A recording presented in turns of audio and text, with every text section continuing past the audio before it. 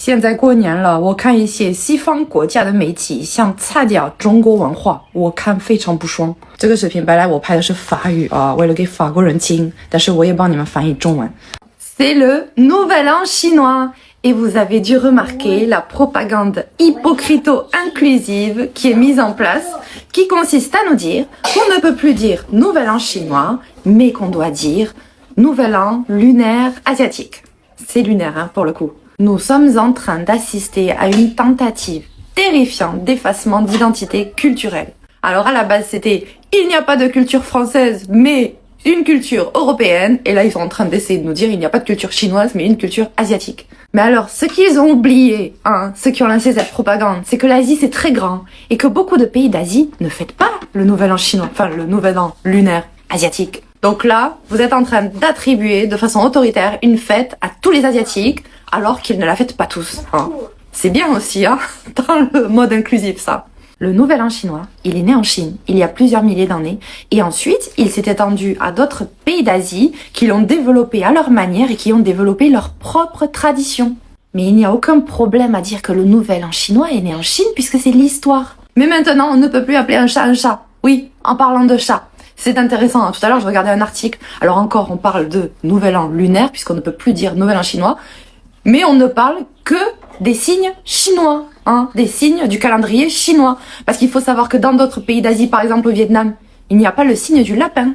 Ils ont remplacé le lapin par un chat. Alors si vous êtes sous le signe du lapin, ou maintenant du chat, du coup, ben en fait vous n'existez pas. Hein.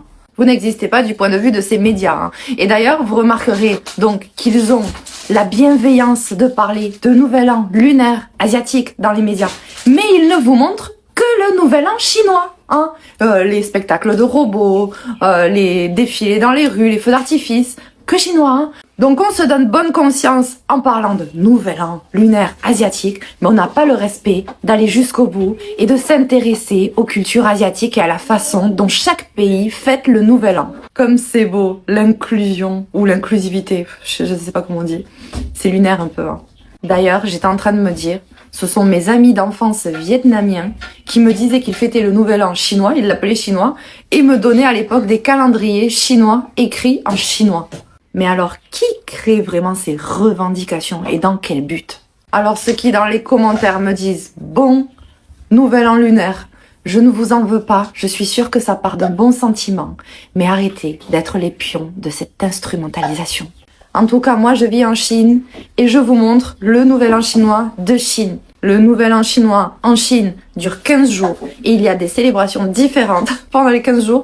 Je suis même pas assez experte pour vous les raconter en détail. Alors j'aurais même pas la prétention de vous raconter en détail le Nouvel An asiatique. En plus, sachez que les Chinois ne reconnaissent même pas le Nouvel An du 31 décembre. Pour eux, ça s'appelle autre chose. Ce n'est pas le Nouvel An. Ils ne reconnaissent que le Nouvel An chinois. Donc si on veut aller jusqu'au bout de la démarche, eh bien, on appelle ça le Nouvel An, tout court. Voilà. En tout cas, je souhaite à tout le monde un bon Nouvel An.